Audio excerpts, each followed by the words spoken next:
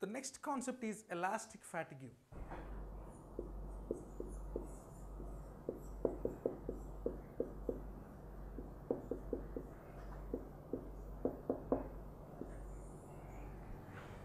What is the meaning of this concept? Suppose take an iron rod or any metal rod. Try to apply the force in a form of hammering. That means there is a continuous supply of the stress on the body.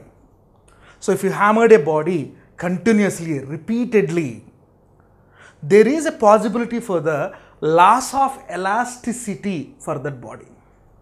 But this loss is temporary, not permanent. So due to the continuous stress applied, there is a chance for the temporary loss of the elastic behavior of a body. This is called elastic fatigue. The temporary loss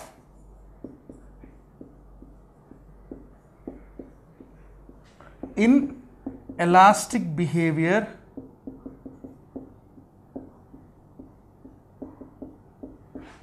of a body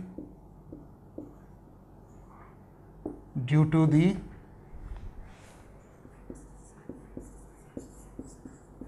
continuous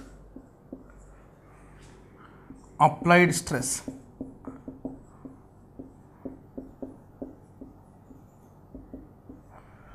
We are saying it is a temporary loss, not permanent loss. That means, what are the examples for this concept? Take an iron rod which is bent, bending of an iron rod, bending of a metal rod. Once it is bended, after that it automatically comes to the original state by applying the external force in the opposite direction. For one time, there is no possibility to behave the elastic fatigue, means there is no change in the elasticity. But if the bending taken place regularly, means repeatedly, then the breaking stress is applied on the body and the bended part which was continuously deformed, and it will be removed from the original. That means breaking of the object will take place. For one time, there is no change in the elasticity and there will be no loss in the elasticity of that material. But if it is repeated, there is a possibility for the complete loss or permanent loss in the elastic behavior, because the body was deformed completely. It broke. This is called elastic fatigue. Next one, which is exactly opposite, is elastic after effect.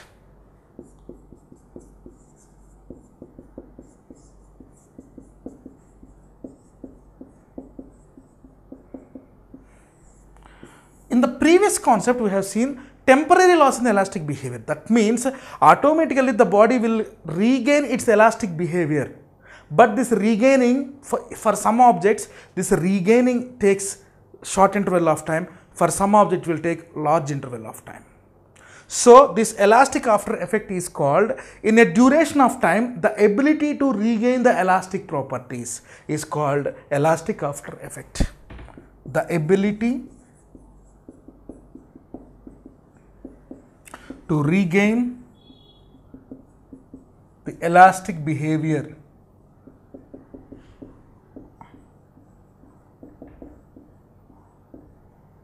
in a course of time.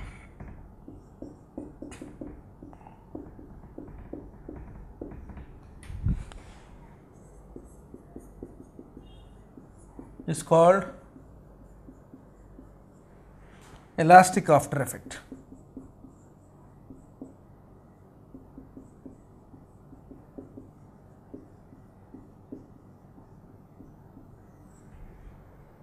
See the examples. Quartz crystal. Nowadays we are using the wrist watches, all are with the quartz technology. The quartz crystal comes to the elastic behavior very quickly, while a glass takes a lot of time. Quartz, short interval of time.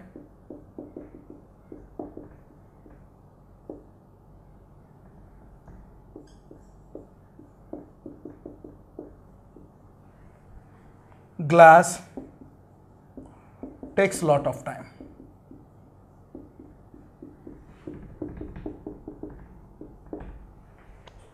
So like this we can understand these two concepts. But some objects, no possibility to regain the elastic states because of the complete stress. They will be in the permanent deformed state. The next concept is strain energy.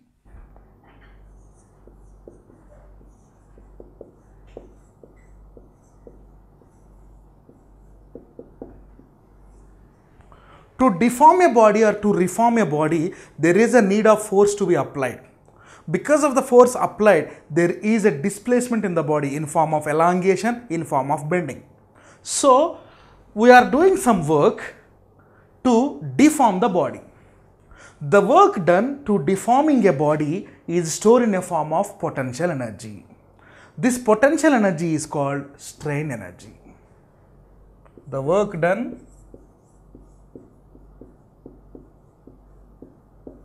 in deforming a body is stored in a form of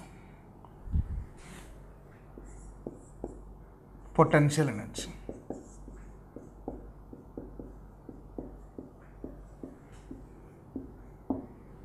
This is called strain energy or elastic potential energy.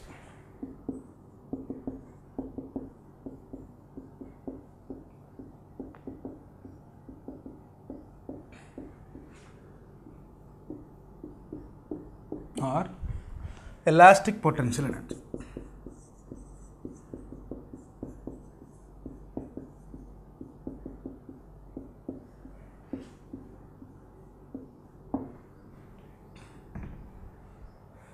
So, the work done in deforming it is in a form of potential energy. Now, we will see the expression for this strain energy or elastic potential energy. Let us take a rod.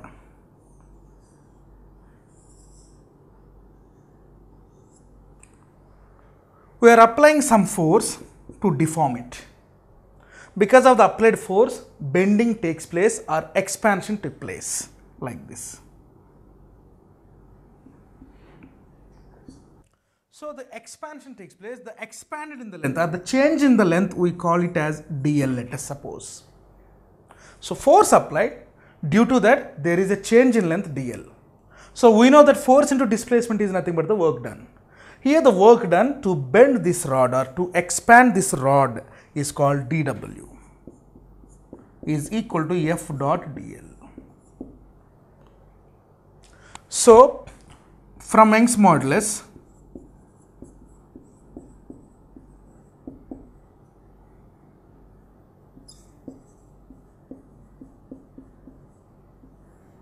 Young's modulus is equal to F by A into L by delta L.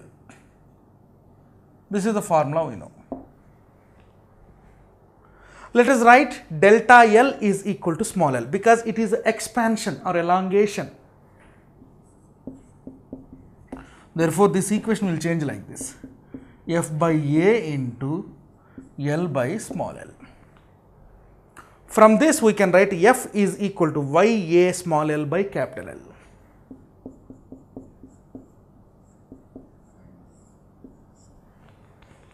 Now I am substituting this F value from equation 2 in equation 1. Therefore, dW is equal to YAL by capital L into dl. This is the amount of work done for a small displacement due to the applied force. Therefore, the total work done is equal to integrate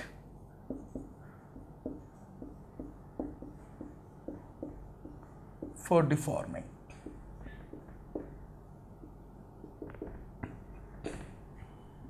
Integral dW. Therefore, it is integral YAL by capital L dl. Where YA by L is common, we can take it as constant, integral L dl. So, therefore, integral dW is equal to YA by capital L into integral L dl. Integral and derivation get cancelled. Therefore, work done is equal to YA by capital L into integral x dx is x square by 2. Therefore, L dl is equal to L square by 2. So, because integral x dx is equal to x square by 2. So, therefore, it is 1 by 2 into YA L square by capital L is equal to work done. But half into, we can write this one as YA small l by capital L into L. This YA capital small l by capital L is what? So, it is YAL by capital L into L. So, therefore, half into this YA small l by capital L is nothing but stretching force. Initially, we have mentioned this while we are solving this question.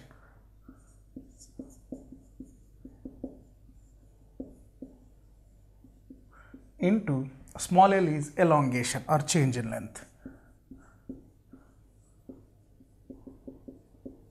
is equal to W. Now, we are finding the work done per unit volume or potential energy per unit volume.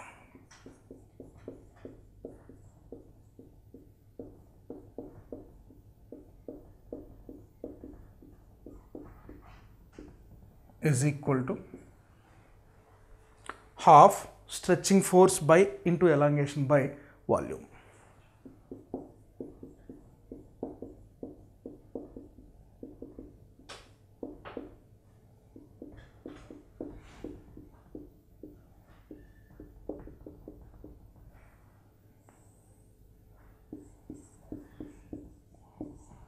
We can write the volume as area into length. Therefore, half into stretching force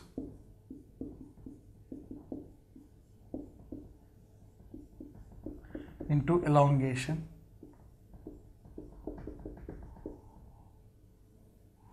by area into length. The force by area is stress, elongation by L is strain. Therefore, half into stretching force by area into elongation by length. So, this will be written as half into stress into strain.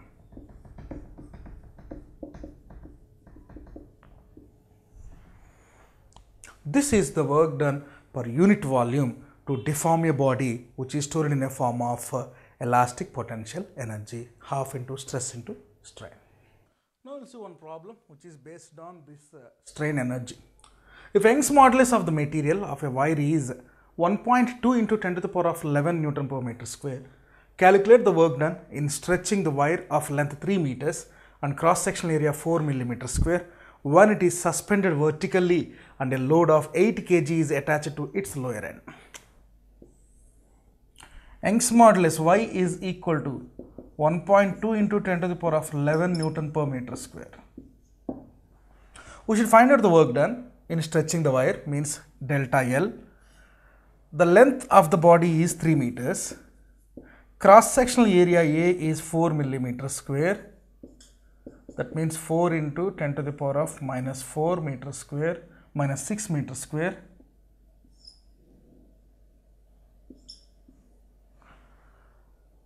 When it is suspended vertically and a load of 8 kg, where M is equal to 8 kg, G is equal to 9.8. We should find out the work done. Work done is equal to half stress into strain. Half into, where stress is equal to F by A, strain delta L by L. Again, we can say that delta L from Young's modulus, F by A into L by delta L, delta L is equal to FL by AY. So therefore it is half f by a into fl by ay l. So it is nothing but delta L is equal to FL by AY. Already it is there L. L and L get cancelled. Therefore, half into F square by A square Y. So half F by AY whole square.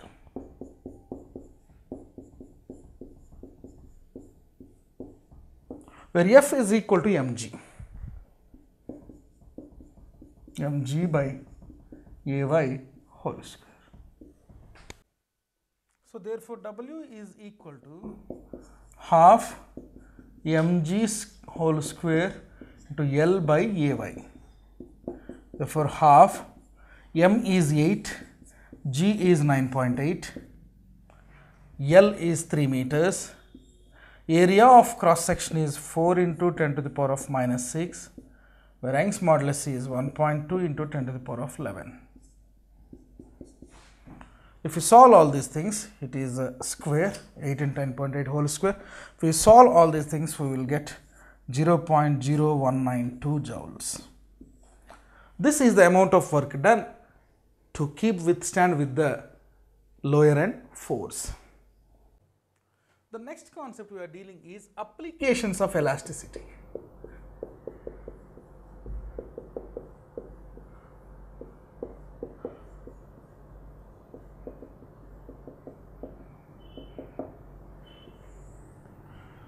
So what is the meaning of applications? Means this elasticity concept, we had some uses where it is useful. In our daily life, knowingly or unknowingly, we are experiencing the applications of elasticity. Suppose, best examples, if you see some footover bridges and some flyover bridges, before the starting of the bridge construction, they will have a signboard that this much load should not be on the flyover. Heavy vehicles like a lorry or tippers won't be travel on the flyovers. This type of cautions are there. What is the reason behind it? So applications of elasticity means, suppose if a metal is used or if a material is used to construct a bridge, to construct a house, okay, though those have some elastic coefficients, means they have some elastic moduli.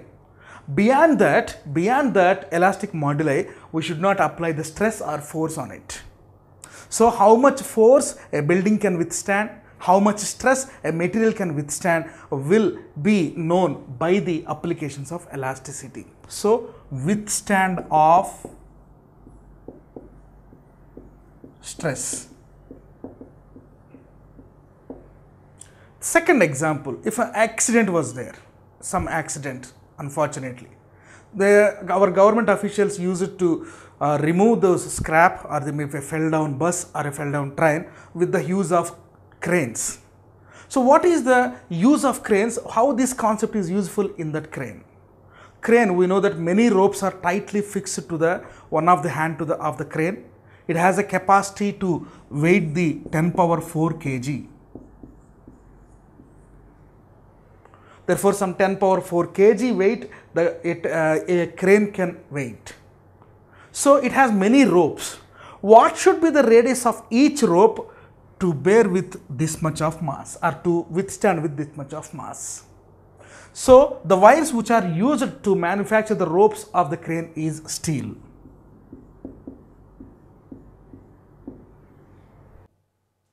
The Young's modulus of the steel is 3 into 10 to the power of 8 meters per second, Newton per meter square.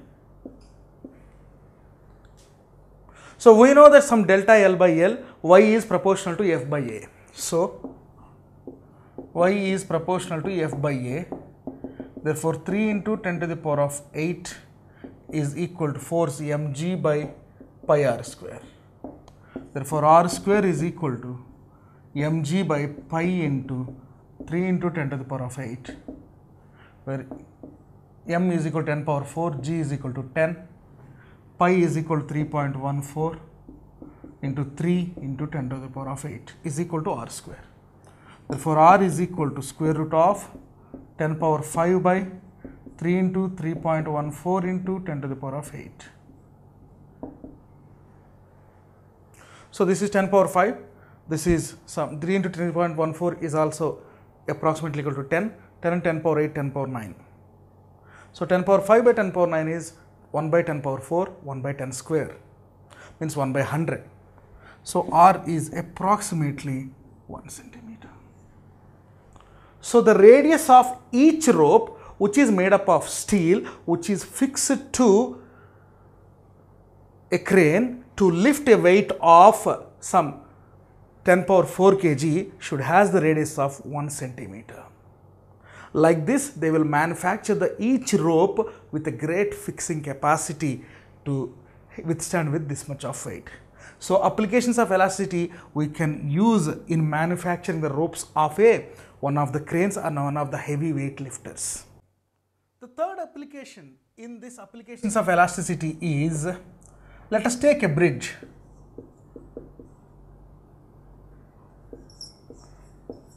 This bridge is constructed with many pillars, many iron beams in the road which is manufactured.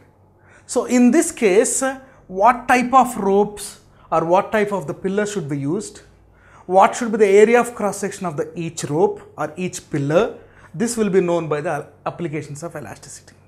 Let us suppose a rod which is inside the road on an overbridge.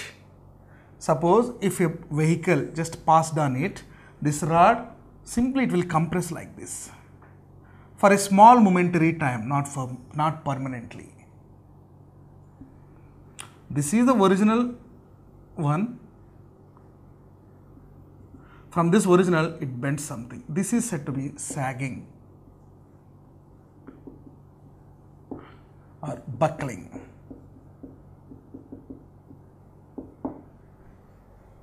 So this is the buckling.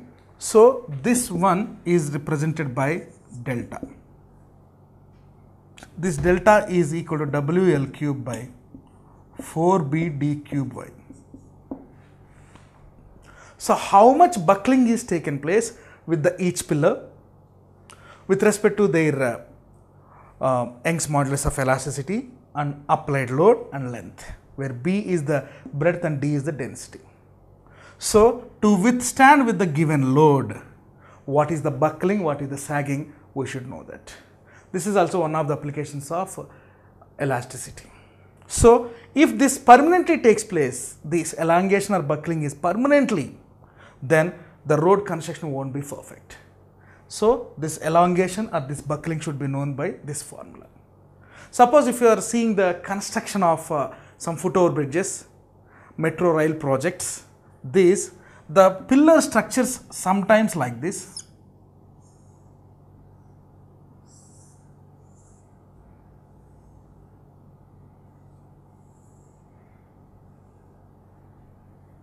Sometimes the pillar structure will be like this.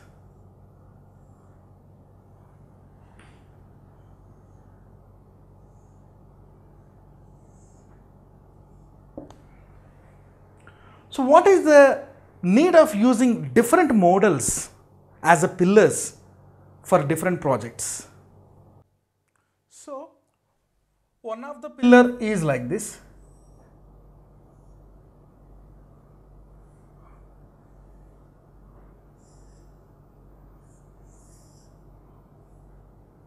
One more type of pillar is like this.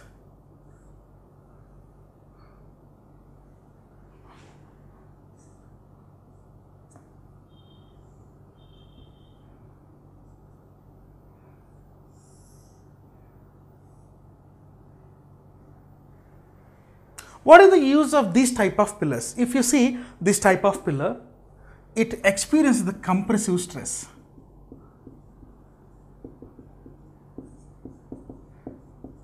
Because this part will be inside the deep excavation, this part is connected with the load. Whenever one load is traveling on this pillar, the lower part will expand.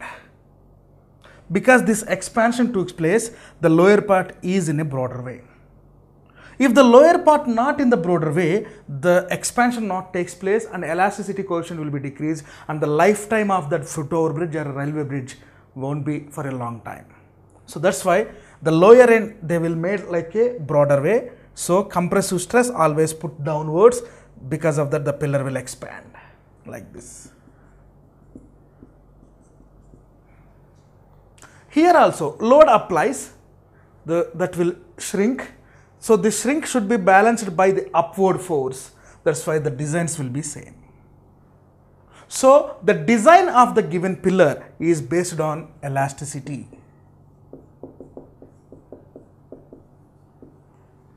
These designs should overcome the buckling.